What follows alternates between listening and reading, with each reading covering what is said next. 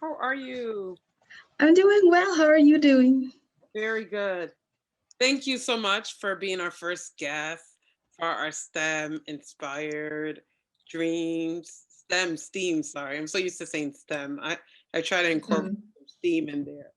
So I first of all just wanna welcome you, but I just wanna give a little bit of background, introduce myself, and then I'll begin with you. So my name is Dr. Jarrell ATMS, and I am the CEO and founder for GEM Innovation Institute.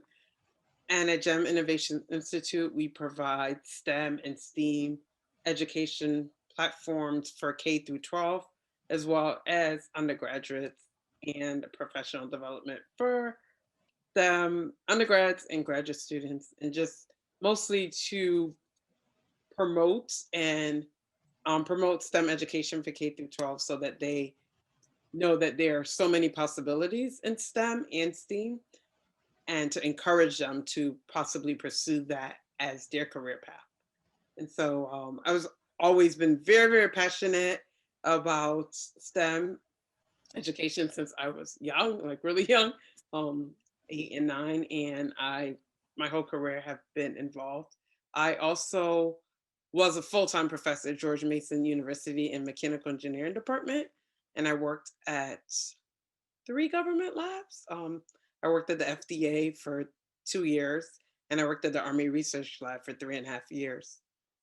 And I also, this was really short career for me at the patent office. So I currently now consult for, and I also run my GEM Innovations Institute, where I provide about 2 hours of teaching to mostly middle schoolers right now, but K through 12. So that's kind of a little bit nutshell of me.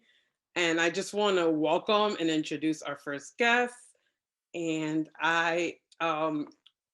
so everyone can know who you are. If you can just tell us about yourself, like a little bit about yourself, especially first introducing your name.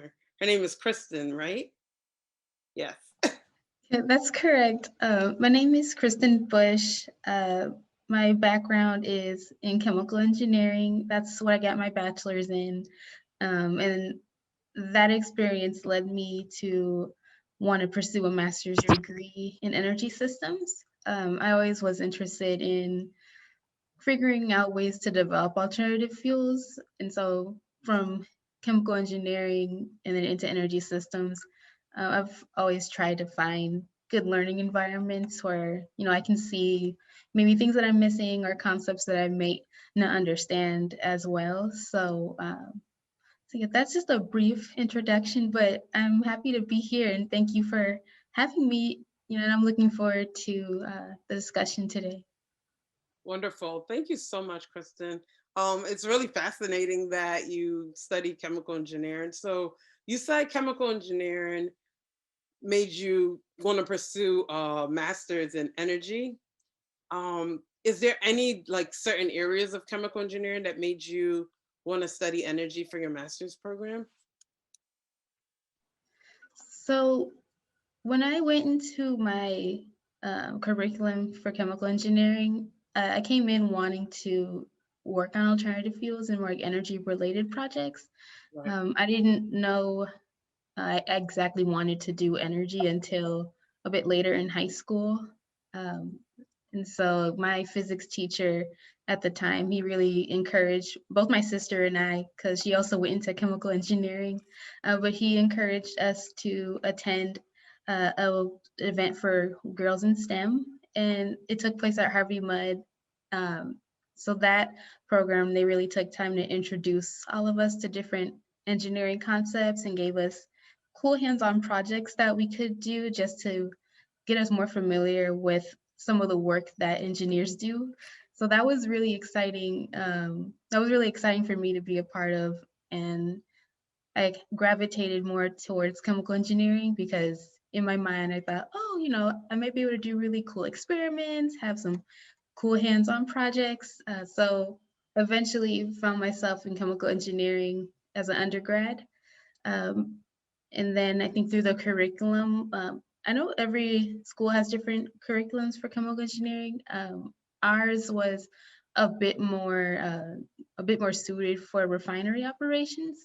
So in that curriculum, I got, a part of the energy system as far as, how refineries operate, and um, understanding more of the technical details as far as what goes into that.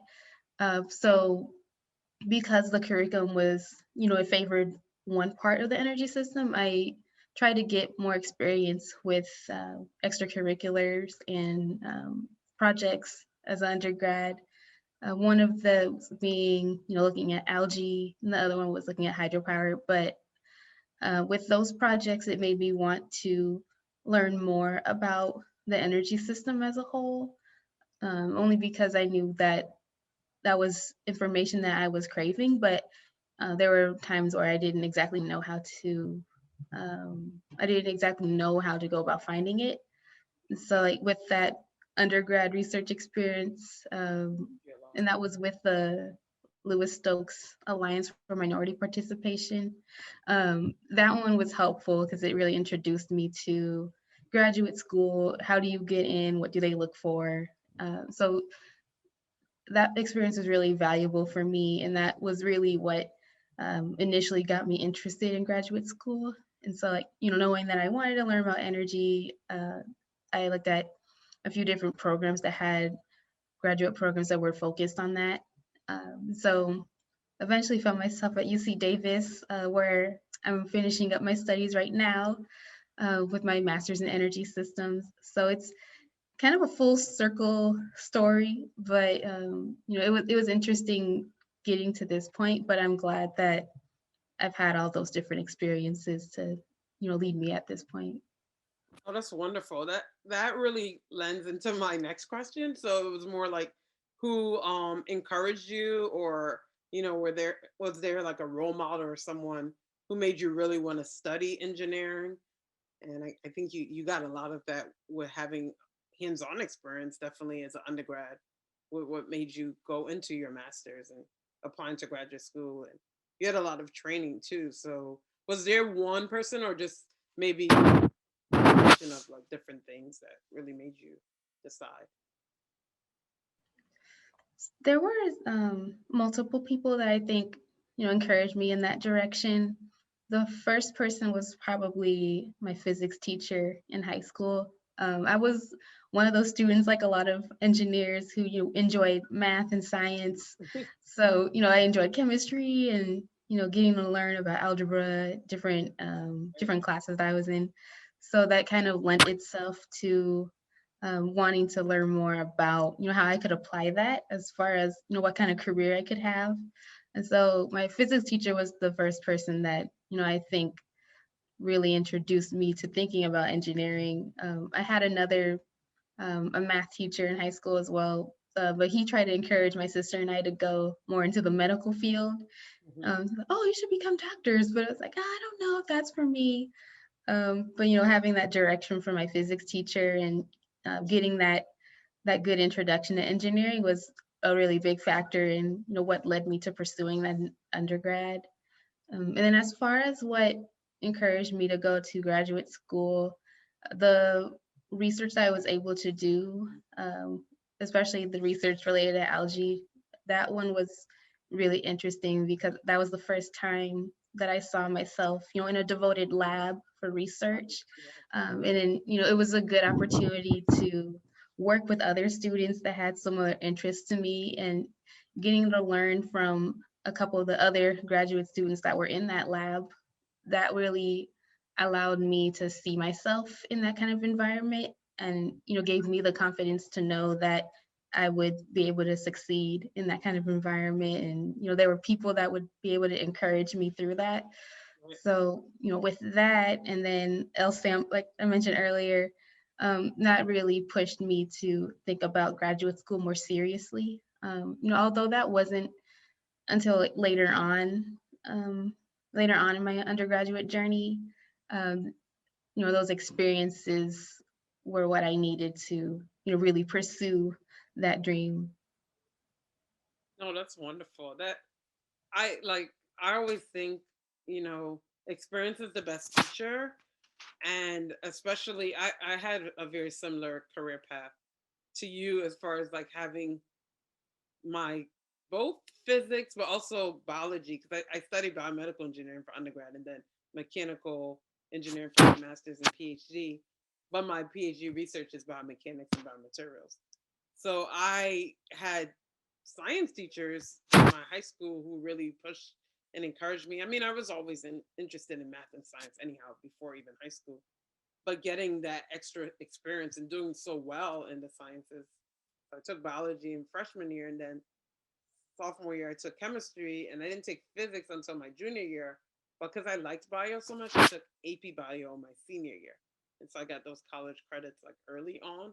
But it was just to be pushed, and there were so many programs in my high school where you could get exposed to engineering, like go to the colleges nearby. I did robotics programs, and I shadowed MD PhD orthopedic surgeon at the Children's Hospital. I grew up in Connecticut, so in Hartford, Connecticut. I shadowed that doctor, and it just really kind of made me, okay, I really want to work on something that can help people.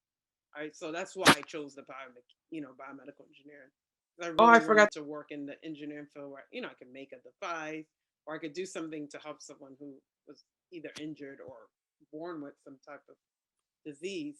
And I also worked, not really worked, interned for free. Yeah, I was in high school, but I interned in the biomedical engineering department at the hospital too. So I really got to speak to the engineer PhDs actually when I was a sophomore in high school. So I knew like I would study biomedical engineering. So by the time I started college, people were like, "What do you want to be?" Like freshman year, and I'm like, "Biomedical engineering." Someone's like, "What is that?" Mind you, so it's just neat to see who your mentors are, I'm sorry, and how it's so important to have that at a young age. So my final question, maybe I asked a couple more, but my question also that I want to ask you, can you share with us on what advice you would give like a younger adult, maybe a middle school or high school students interested in pursuing STEM disciplines? So, advice I would give to that end, it's also advice that I wish I, could have given to myself when I was going through it initially. But I think I would tell students that are interested in STEM to not be, deterred by obstacles that they face, along the journey. I feel like when you're early on in engineering, especially, as an undergrad, sometimes you might have difficult courses or you might have um, a heavier load as far as classes, and that can take a toll on you if you don't give yourself grace to work through those things. And so I would definitely encourage students, not to feel discouraged when they do find themselves struggling through something. The best thing to do is, find people that can help you through that, find the resources you need that, can help you cope with things. Mhm. Um, but also, know that you're not the only one who struggles. Even though um, not a lot of people talk about Right. how they struggle, through their curriculum, but you'd be surprised how many people are, actually struggling, but they just don't say anything. So, it's definitely not something you need to feel bad about if you're struggling, um, or if you just have a harder class than something that you're used to. It's just a part of the journey. Um, Right. and it's always worth it if you keep trying your hardest. That's all you can do. No, that's really wonderful advice. And it's so nice that you shared that because part of my PhD program, I was a part of the National Science Foundation had a AGAP program, which is the Alliances for Professional Education. Leaving some of it out in like graduate um school, and it was mostly for minorities in STEM disciplines. So I attended University of Maryland, Baltimore County, but all of the University of Maryland system schools. We all College Park, Baltimore, Baltimore County. We all met together. So now this is hundreds of graduate students, master's, PhD, STEM, medical school or engineer, engineer, any of STEM disciplines. And we got together. So, and in those times we got together, we learned everything from writing a grant to how to successfully write a research paper, how to present a research, everything that you need as a graduate school and beyond. Also preparing for your first job, preparing for a job in academia, research lab, postdoc, so forth. Writing your essays for postdoctoral um, awards and everything like that. So we met also sometimes just have fun. And if it was 10 of us together, about 5 or 6 of us had similar stories of, what we were struggling during our PhD process or master's process. And you, like you said, you'll be amazed that although some don't really talk about it, we all have the same common struggles. And through really helps to get through. So I like that you gave that advice because with my program, trying to encourage young students to first get excited about STEM if they haven't heard of it before. Right now, most people have heard of STEM, but really to like be involved in STEM. And then secondly, to know that they can do it. Like you really can do it. You don't I was bright in math and science, but I won't say that I was born to be an engineer. I wouldn't say that. Some people are. Like even my husband actually didn't study engineering. He did accounting, but he's a natural engineer. My brother, same thing. So certain people I know in my life are natural engineers. They're just like, that inclined. They can fix a car without anyone teaching them in school. Just my husband could build a computer, just certain things that they can do. My brother built his complete kitchen, bathroom, everything. So he's just good. My dad, same thing. So certain people are naturally that way. I don't, for me, that wasn't the case. I was always good at math and science. However, like certain like building and putting things together, I can do it, but certain things I had to learn to do better with training. So I think once you can learn how to learn and make learning fun, because you have to make learning fun for you. You can't just do it because everybody's like, oh, you should do it or you want to do it. Because you're gonna have struggles. You're gonna have struggles. And it doesn't matter what um field you pursue, but math and science is not easy by any means. I think they are the most challenging fields. And to have support means a lot. And to be honest to yourself, like how you shared and how I've shared.